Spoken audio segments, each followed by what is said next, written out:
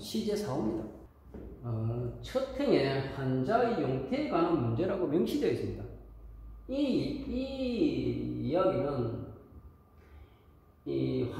의사가 환자의 상태를 진단하고 처방하겠다는 얘기입니다. 명백하게 의사의 진단서 형식을 취하고 있습니다.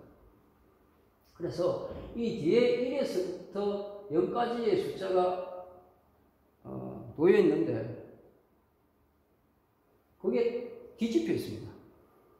뒤집혀 있으면서 저 점이 반을 가르고 있습니다.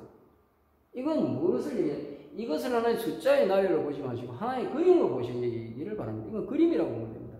환자 용태에 관한 그림이라고 보면 됩니다.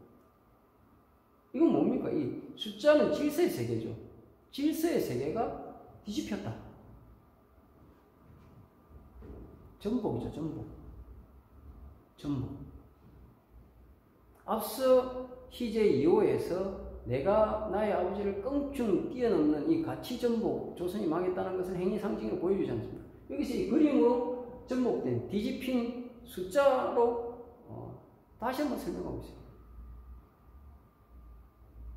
그런데 그 사이를 저 점이 가르고 있습니다.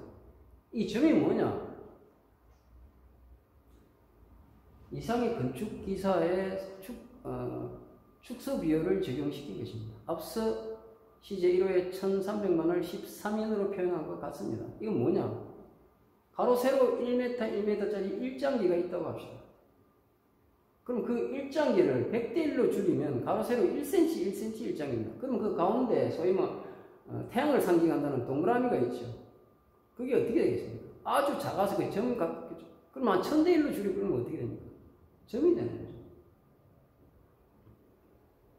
그 일장기를 축소 비율을 적용시켜서 점으로 표현한 겁니다. 이건 두 가지 의미가 있죠. 축소 비율을 시켜서 점으로 표현해서 이것은 제국주의 일본의 침략이다. 이걸 얘기하는 것이기도 하지만 동시에 제국주의 일본에 대한 조롱입니다. 너희들이 아무리 일장기를 앞세우고 조선을 침략하고 만주를 침략하고 상해를 침략하고 중국을 침략했지만 사실은 너희들은 점에 지나지 않는 존재다. 이런 조롱을 담고 있는 것이다.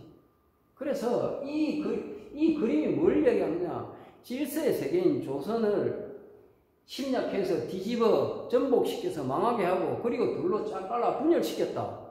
이것이 이 그림이 얘기하는 것입니다. 이것이 조선의 상태죠. 용태죠. 그래서 밑에 진단 0.1이 나오는 겁니다. 이 상태를 문자로 표시하는 게 이게 진단 0.1입니다. 자, 0.1을 어떤 분들은 이진법이라고 해가지고 수많은 논문을 발표하고 있습니다. 이상에 나오는 숫자나 그림이나 기호나 이런 것들은 문학입니다. 문학. 이상이 시인이고 시를 썼습니다. 이상이 시에 왜 수학, 물리학, 천문학 이런 걸 왜 갖다 놓겠습니까? 문학은 하는 사람이 문학적으로 봐야죠. 자, 이거 언어로, 그러니까 단어, 문장으로 이상이 그린 그림이나 숫자나 이런 것들은 단어나 문장으로 바꿔야죠. 단어나 문장을 반대로 그렇게 표현했다고 생각하셔야죠. 여기서 보면 0이 뭡니까? 사전적 의미로 없음입니다. 정은 일장기라고 그랬죠. 제국주의 일본의 침략. 그리고 1은 단일입니다. 단일. 이 뭐냐? 단일의 조선민족이 제국주의 일본의 침략으로 민족의식이 없는 친일파로 갈라져 분열되었다. 이 그림을 이 문자로 설명하고 다시 한번 진단을 해서 해준 겁니다. 가령 우리가 위인의 식은 사진을 딱 찍고 그 사진을 보고 의사가 이때 진단을 쓰지 않습니까? 그겁니다, 이거. 그런데 언제 분열됐냐? 망한 거는 1910년에 망했는데 그럼 언제 분열됐나를 여기서 설명합니다. 1931, 10, 26이죠. 이것도 앞뒤를 바꿔버렸죠.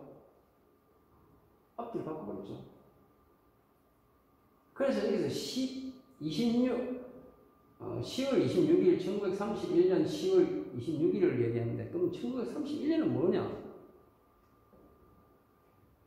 만주사변이 일어난 해입니다. 그리고 10월 26일이 뭐냐? 1979년 10월 26일은 박정희 전 대통령이 그 암살당한 날이죠. 그런데 정확하게 70년 전에 1909년 10월 26일에 만주 하얼빈에서 안중근 의사가 이토 히로부미를 사살한 날입니다. 그래서 이 1931년하고 26 사이에 점이 찍혀 있습니다. 다 점이 제국주 일본이죠. 이게 뭘 얘기하느냐? 1909년 10월 26일 안중근 의사가 이토 히로부미를 사살한 만주가 1931년 제국주의 일본의 침략으로 뒤집혀 망했다. 그리고 그 만주 사변을 기점으로 조선민족이 갈라졌다 하는 걸 이야기해주고 있는 겁니다. 저희 이제 진단이 나왔죠. 진단이 나왔으면 처방이 나와야죠. 자, 처방입니다. 이상 책임의사 이상이 처방입니다. 이게 처방이라는 걸 밝혀주기 위해서 책임의사라는 말을 쓴 것입니다. 이상. 그런데 이상 책임의사 이상인데 앞서 저 이상의 뜻은 이왕 이렇게 된 바에라. 이미 이렇게 됐으니까 뭐 이왕 이렇게 된 바에 뭐 어떻게 하겠나. 이제 처방을 해야 되지 않나. 그런 의미입니다. 그래서 책임의사가 붙는 겁니다. 자, 책임의사가 됐다. 이상 이상? 이게 이제 이상 책임에서 이상, 이왕 이렇게 된 거야. 책임에서 이상, 이게 무슨 뜻이지? 의미가 하나의 완벽한 문장으로 이게 완성되지 않습니다. 그래서 김혜경의 필명 이상이 이상식 한자 조합단을 알 수 있습니다. 이것을 풀어야 이 문장이 완벽하게 성립됩니다. 자, 이 이자의 많은 의미 중에서 옥간이라는 뜻이 있습니다. 옥간. 이 옥간은 형벌을 조사하고 심리하던 벼슬아치라는 뜻입니다. 즉 이거는 지금 시대로 보면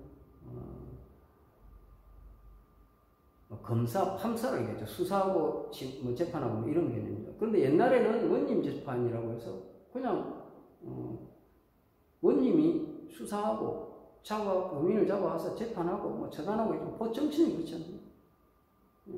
수사하고, 잡아하고, 재판하고, 뭐, 처단까지 하죠. 그 이야기입니다. 그것을 하던 사람을 얘기합니다.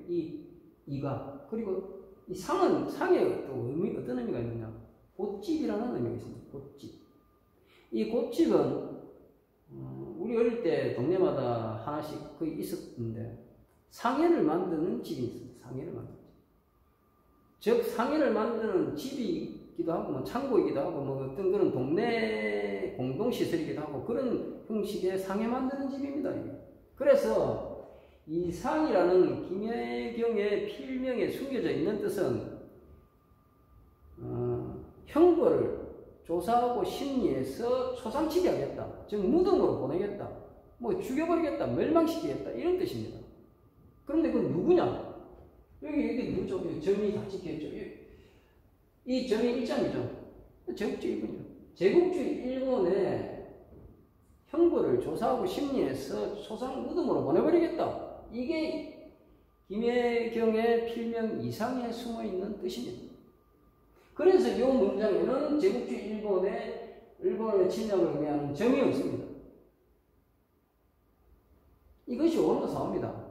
그런데 이 오감도 사호가 사실은 1932년 조선과 건축의 일본어로 발표됐습니다. 어떤 분들은 이상이 일문시를 썼기 때문에 친일파다. 이상이 조선 총독부에 근무했기 때문에 친일파다. 뭐 이런 말씀을 하고 있습니다. 이 오독이 참 무서운 것이죠. 자, 이 내용은 이상이 독립운동을 하겠다고 선언하는 것입니다. 그런데 이상이 시인이었기 때문에 뭐 일단 시로 독립을 운동하겠다고 이야기하는 것이라고 생각하지만, 그러나 실질적으로 독립을 운동을 하겠다는 선언이기도 한 것입니다.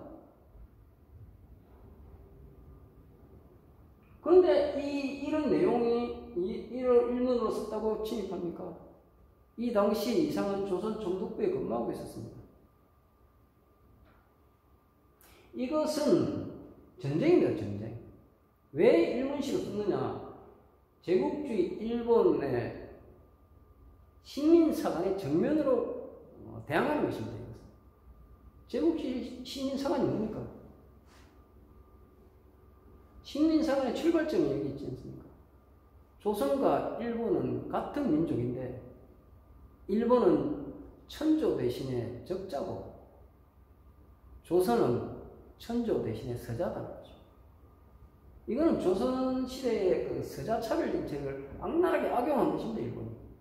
그렇게 해서 적자인 일본 민족에게 서자인 조선 민족은 끊임없이 희생하고 봉사하고 복종해야 된다는 것입니다. 그리고 열등하다는 것입니다. 그래서 이상이 이걸 일문시로 발표하는 겁니다. 너희들이 조선민족보다 우월하다면 이거 해석해가지고 나 잡아다 죽여라. 그 이야기죠.